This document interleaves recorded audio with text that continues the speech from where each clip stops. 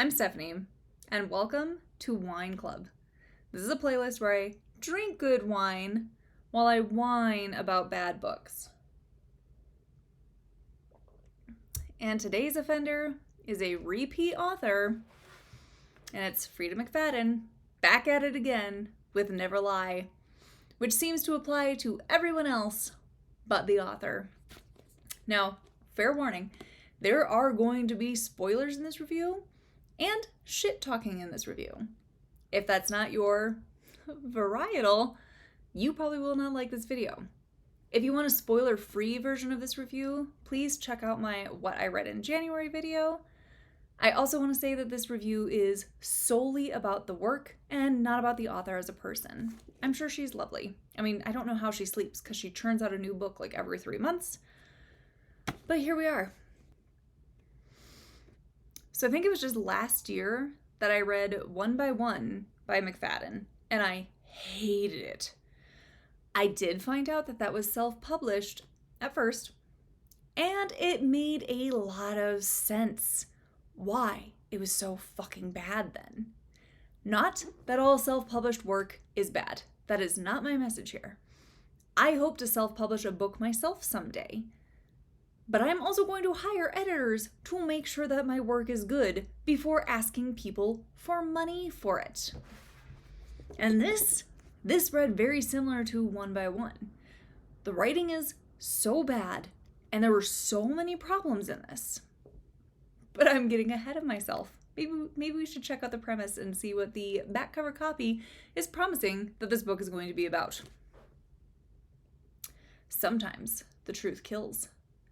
Newlyweds, Trisha and Ethan, are searching for the house of their dreams. They think they've found it when they visit the remote manor that once belonged to Dr. Adrian Hale, a renowned psychiatrist who vanished without a trace years ago. But when a violent winter storm traps them at the estate, the house begins to lose its appeal. Stuck inside and growing restless, Trisha stumbles on a collection of audio transcripts from Dr. Hale's sessions with patients. Hold on, these aren't even audio transcripts, they're actual cassette tapes. That's not a transcript is written. What the hell, book? As Trisha listens to the cassette tapes, she learns about the terrifying chain of events leading up to the doctor's mysterious disappearance. With each tape, another shocking piece of the puzzle falls into place, and a web of lies slowly unravels. But by the time Trisha reaches the final cassette, the one that reveals the entire horrifying story, it will be too late. From #1 New York Times best-selling author Freida McFadden comes an addictive, unpredictable thriller that will keep you asking the question, what is the truth?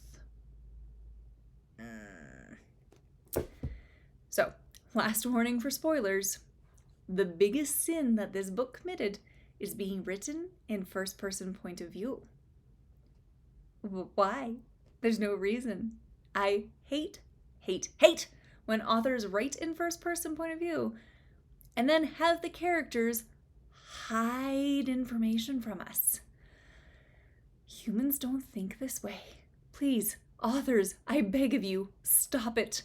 Just write in third person. If you need to have the main character, keep a fucking secret. Because you cannot put us in Trisha, our present-day main character's head, and then have her be the killer the entire time. It's so fucking stupid. Her actions at the beginning do not match the character by the end. And I'm very mad about it. I'm mad.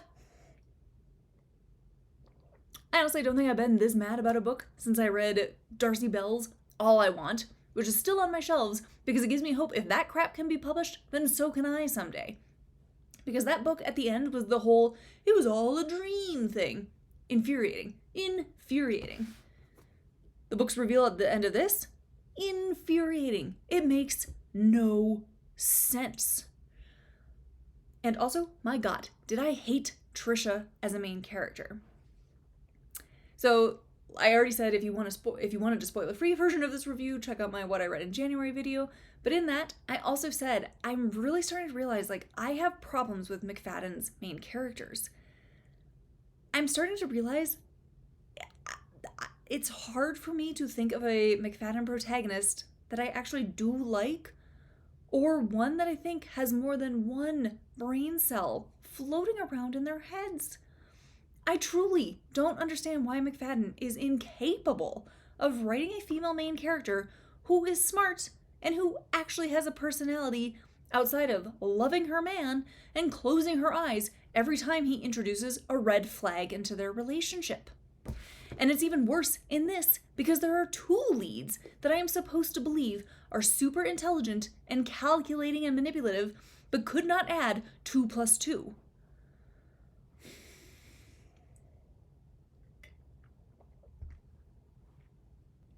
Like, we have Trisha in this, and I honestly started to picture her as Gretchen Wieners because her hair has to be so big, being filled with so many secrets.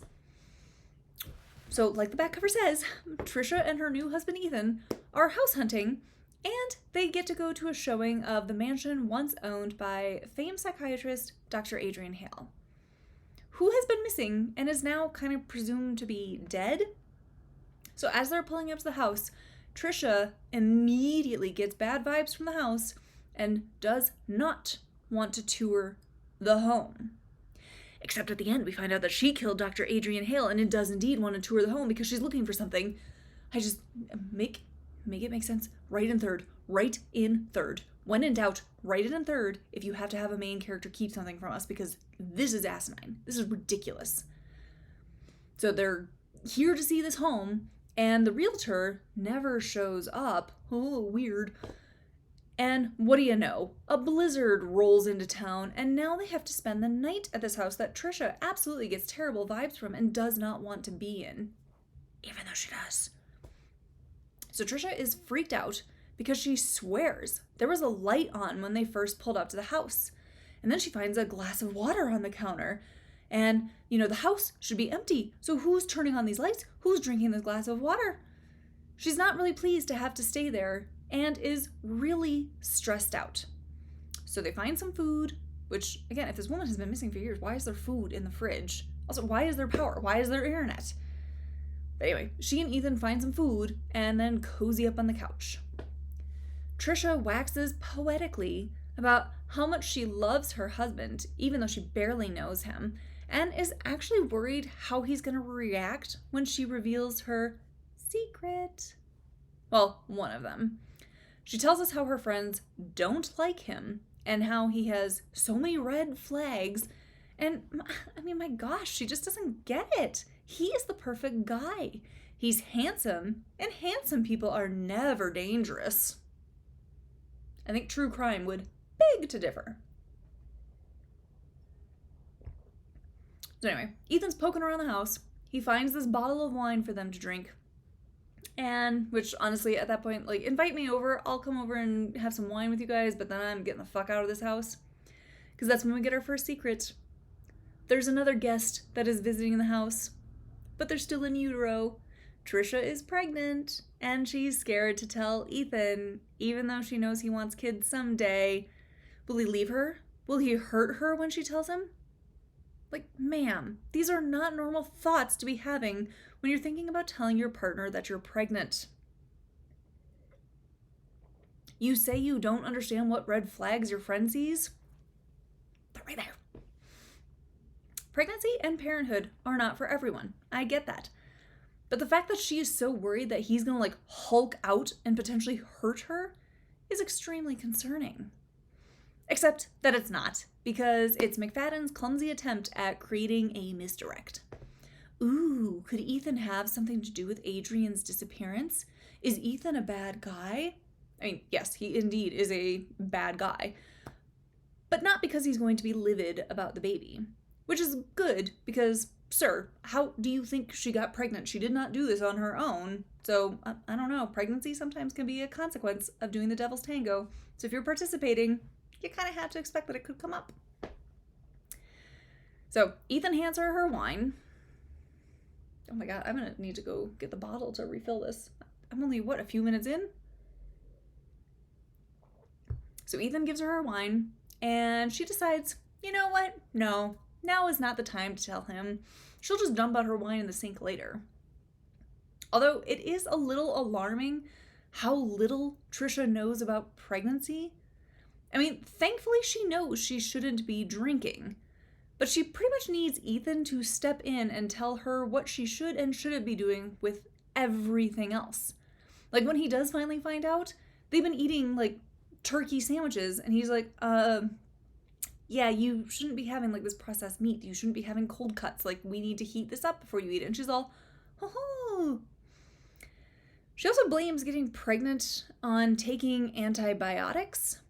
And I know that was a thing kind of in the past, but I guess, like, now research has come out that, like, it's not as big of a deal. But also, PSA, if you're on oral birth control and have to go on antibiotics, just triple check with the pharmacist about how this could affect your birth control. Some antibiotics, again, nowadays it's a pretty narrow list, but it can negate birth control or reduce its efficacy. It is possible to get pregnant when on certain antibiotics, but it's also possible that they just got pregnant because they're both fertile myrtles. Okay, back to the show. He downs his drink, and then later Trisha decides to do some old-fashioned snooping in this house that gives her the creeps. She's so scared to be alone, but she's going to go off on her own and investigate the house. Make it make sense, McFadden, because it's convenient to the plot.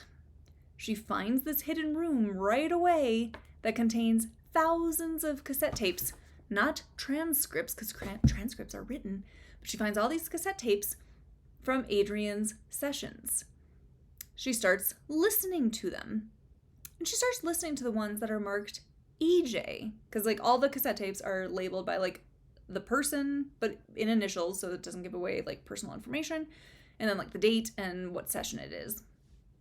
But it's marked EJ. Could it be Ethan? We hear that, EJ brought Adrian a bottle of wine as a gift, and wouldn't you know it, it's the exact same one that Ethan found and opened and wanted to drink. What a coincidence. It's just a fucking coincidence. So Trisha is really fucking weird about making sure that Ethan doesn't catch her listening to these tapes.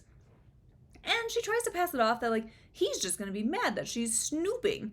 Even though he's the one drinking the wine and eating the food and looking for supplies in this house, like, he's snooping too.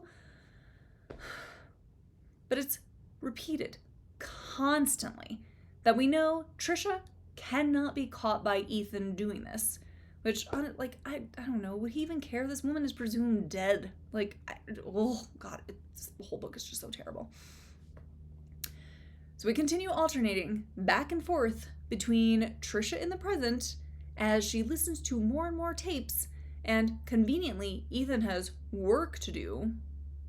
But again, is there even Wi-Fi in this house?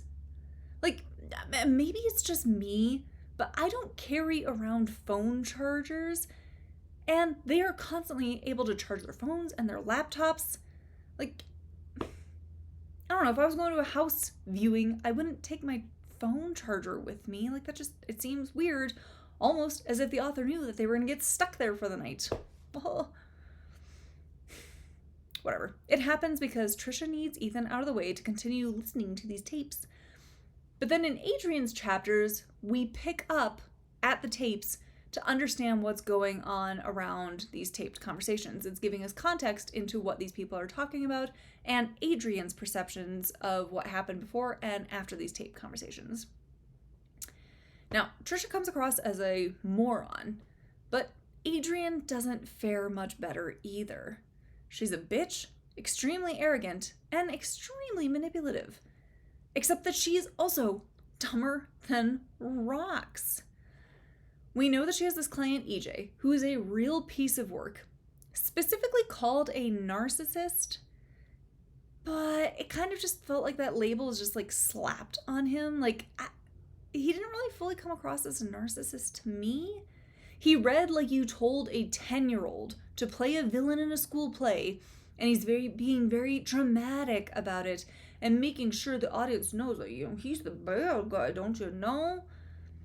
I didn't believe the EJ character to be realistic at all. He was just so hammy and over the top. And he's just also very in your face about his like evil tendencies. I guess, aren't narcissists supposed to be more covert? They can fly under the radar, and it's only after you really start thinking about all the things that you're like, hey, wait a minute, like something is wrong with this person. But no, he is just basically telling you, like, I'm a bad guy. Do you know I'm a bad guy? And honestly, this is where I stopped believing Adrian to be a smart person. She fires EJ as a client, and he gets his revenge by stalking her. And then he catches her having a bad day where she loses her parking spot to another person when she's already late for work and like frazzled. So then she goes back and slashes the car's tires, and EJ records this indiscretion. I mean, it's not great, and there would definitely be some consequences, but she acts like he filmed her like snorting drugs off a dirty toilet seat before stabbing someone. Sure, it's not her finest moment, but she makes it sound like this would destroy her and her career if it got leaked. Again, not great, but it's, you slashed some tie, you didn't kill someone. Like, honestly, a good PR person would be able to spin this and show how we're all capable of reaching a point where we snap and do something we regret, but it's in how we learn and grow from that. And then Adrian plants a story in the press about seeking therapy herself to better manage her anger and grow as a person, and here's how she is learning from this experience. But nope. She just goes along with EJ's demands and is shaking in her stylish stilettos, worrying about him releasing this tape. Go to the police, you dumb bitch. Confess to slashing the guy's tires, but then get this guy on the hook for blackmail and harassment. Like, again, McFadden, if we're gonna go this route, at least make her do something truly terrible. Like, I do not buy for one second that she would be this scared about this tape being leaked. It's just such a stupid catalyst for Adrian's downfall. There's even a point where she says how ridiculous this all has gotten, and I cannot believe that McFadden typed that and didn't go, you know what, maybe I should make this moment a bit worse so it seems more realistic that she would react this way and be this worried. Especially because we find out Adrian is a ruthless killer too. This is all layered in on top of being told how, even as a child, she was smarter than her teachers, and that, she's kind of quirky, and, she's not like other girls. Well, good. I don't want to claim her as one of my own. Because this bitch is dumb, and she's a killer. Just give me a better reason for her to have to go through this whole blackmail plot. Moving on. There's another set of tapes that we get to hear about, and those are with a patient named PL. And PL survived a brutal attack by a psycho who popped into their cabin in the woods and took away the lives of her fiance and 2 of her friends. So PL is seeing Adrian to help her deal with her PTSD and these nightmares that she keeps having, except not really, because PL is Trisha. Trisha is short for Patricia, so PL. And there was no killer in the woods that night. Trisha is the killer. She found out that her fiance was cheating on her with one of her friends, and so she killed them all, plus one more friend to make it seem like a random attack that Trisha just miraculously survived. Adrian has known that Trisha has been lying about this since their first session. Like an idiot, she tells Trisha she knows the truth. Adrian, sweetie, you know that this woman has killed 3 people because she was angry with 2 of them. Not sure that confrontation is your best bet here. You really don't think she would turn around and kill you too? But no, Adrian tells Trisha that she knows, and she'll keep Trisha's secret if she does one thing for her. So, in the story, Adrian has also started seeing this good guy, Luke, who, for some fucking reason that I'll never understand, really loves Adrian. He's in IT, so of course that means he's a hacker, and she has him help with the whole EJ situation. Except EJ is smarter than a 5th grader and obviously made backups of this little video, and he now has a new video to threaten her with. One of Luke breaking into his house and doing stuff on his computer. Luke is understandably upset with Adrian for putting him in this position, and so she mentions that, they need to take care of this situation. Permanently, if you know what I mean. Like, the situation needs to die. Luke won't be a part of it. So Adrian ropes Trisha into helping her take care of the EJ situation. Trisha does help kidnap EJ and drug him and brings him to Adrian. Adrian then kicks him into this trapdoor in her office and effectively buries him alive. She thinks she's safe, as Trisha can't tell anyone without knowing Adrian will then expose her in turn. But again, Adrian's dumb and underestimates her patients and thinks that she's smarter than them, and here comes Trisha with a knife. So yeah, Trisha ends up taking Adrian's life, but she also still really wants to know, whatever happened to that EJ guy? I'm pretty sure Adrian offed him, but I'm not entirely sure. And where I kidnapped him from was a casino, so they have tapes. So I can't be the last person who was seen with him, even though this investigation has probably gone cold by now because EJ's been missing for years at this point. So anyway, when Trisha comes to confront Adrian hints that EJ is still in the house. So when the house goes up for sale, Trisha jumps at the opportunity to poke around and staged this entire snowed-in weekend. I mean, she's not God, she didn't create the snow. But this is what makes the beginning of the book so pointless, and it no longer works. Again, this is why you cannot write in first person when this is the twist.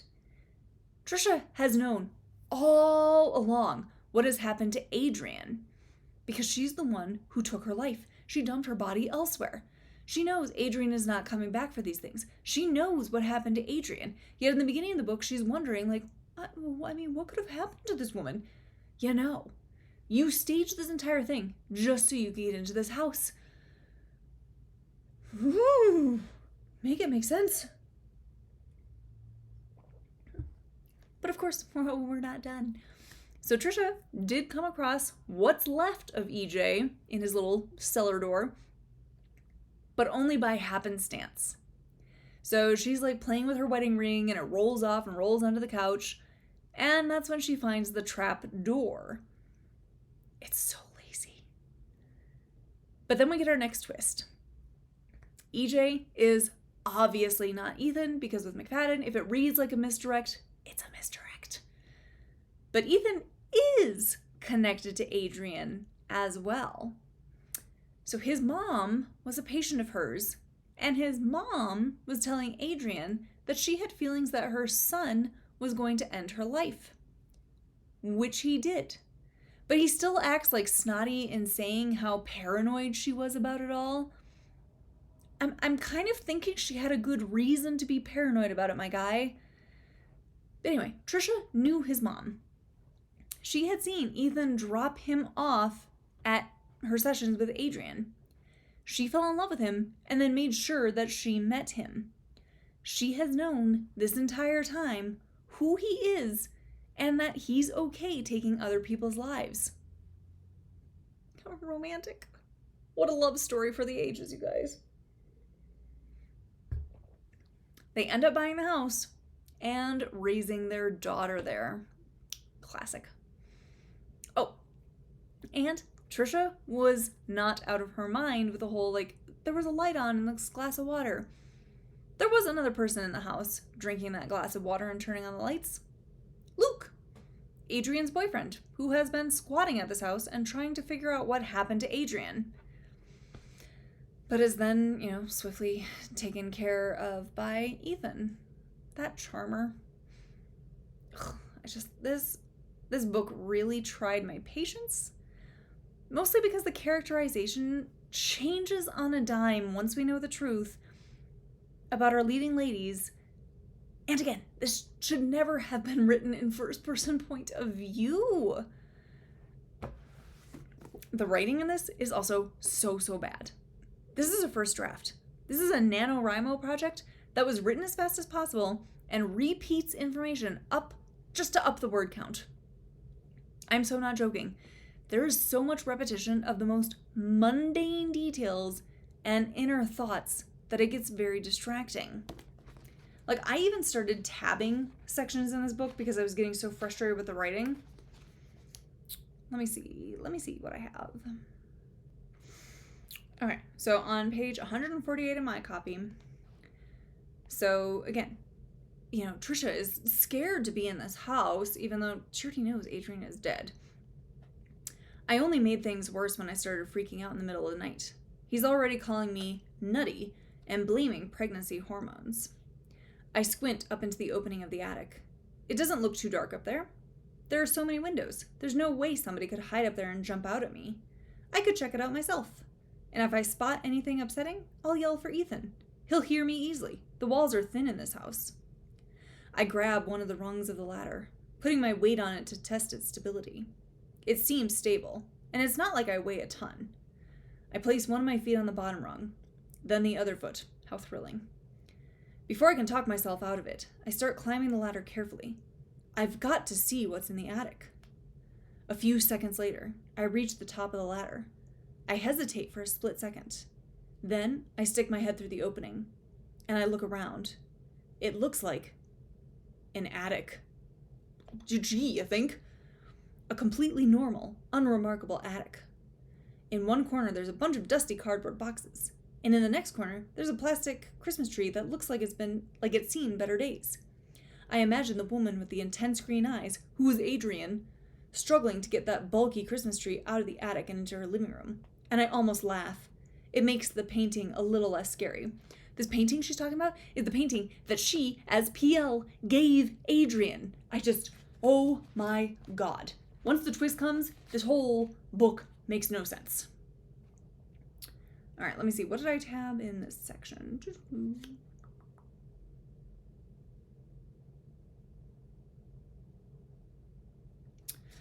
Okay, so on page 166, so they're talking about, like you can't eat cold cuts, they have to be heated to kill the bacteria, and so then she's like, oh, I need to be more careful. This pregnancy thing is so tricky. I'm glad you checked. But how did you know that? We don't have any internet. He hesitates for a beat. I didn't read it today, obviously. I read it before, like a long time ago. I just remembered it. Oh. I didn't know why my husband would have been reading about things pregnant women should and shouldn't do years ago, but I'm not going to question him. Maybe he read it in an article and it stuck in his mind. That happens to me sometimes. That's how I learned that there are earthquakes on the moon, and they're called moonquakes. Okay. Okay, so that looks like the last place I tabbed that I was just getting so sick of this terrible writing. So McFadden is definitely very formulaic with her books, which is not necessarily a bad thing. I also think Dan Brown is extremely formulaic, and his self-insert main characters are too good to be true. But at least his villains tend to be interesting and present pretty interesting ethical questions. So I don't mind his stories following a formula because at least the stuff going around it is different. Plus I learn a lot about art and history. I kind of like it. McFadden's formula seems to be, in the last 50 pages, introduce a twist every few pages, even if those twists contradict or undo a previous twist. It does not matter. It just needs to be so twisty that people mistake this book for a Twizzler. But to me, that's not the mark of a good writer. Because the twists in this were illogical and undo everything we'd previously read. It is straight up lying to the readers, and McFadden, we are supposed to never lie. This is not good writing. This isn't clever or well crafted. I'm not sitting there going like, whoa, how did I not see that coming? I'm sitting here going, what the fuck? I honestly think one of my favorite twists was in SF Koza's The Night We Burned. Because Koza did not rely on a gotcha moment. When I got to that twist in that book, I was absolutely blown away. Koza never hid it. I just didn't see it. And if I went back and reread the beginning, it would still make sense, given now that I knew what was really going on. Or even like David Ellis's Look Closer, that is a masterclass in laying in twists and doing reveals correctly. McFadden has some serious tells and does not weave her red herrings in very well.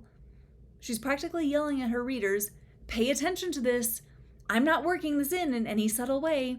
So I really need you to steer toward this conclusion so that you're shocked, I tell you, when this ends up meaning nothing in the end. Again, if it feels like a misdirect, it's because it is.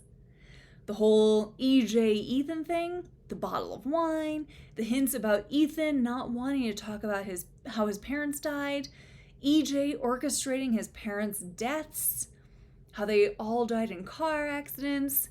It is just to pull the wool over our eyes, and it feels so cheap. So no, I did not like Never Lie.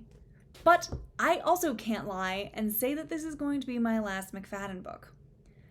I still have 2 more unread titles by her on my to-be-read shelf, but before I buy anything else from her, I am going to see if this was originally self-published, as her quality bar seems to be pretty low compared to her titles that were published after she got picked up by an actual publisher. Sorry, but not sorry. I cannot have another reading experience like this one again by reading a book by her.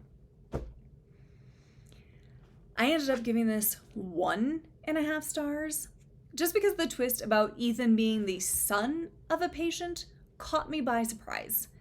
That earned it the extra 0.5 star, because everything else, trash, straight into the bin. Though I did have a really good laugh when I saw someone else give it 2 stars on Goodreads and said it is one of McFadden's better novels. 2 stars equals one of her better books. You guys, the bar is in hell. If you have any recommendations for actually good psychological thrillers, please share those in the comments below so I can check those out. Otherwise, thanks for joining me at Wine Club.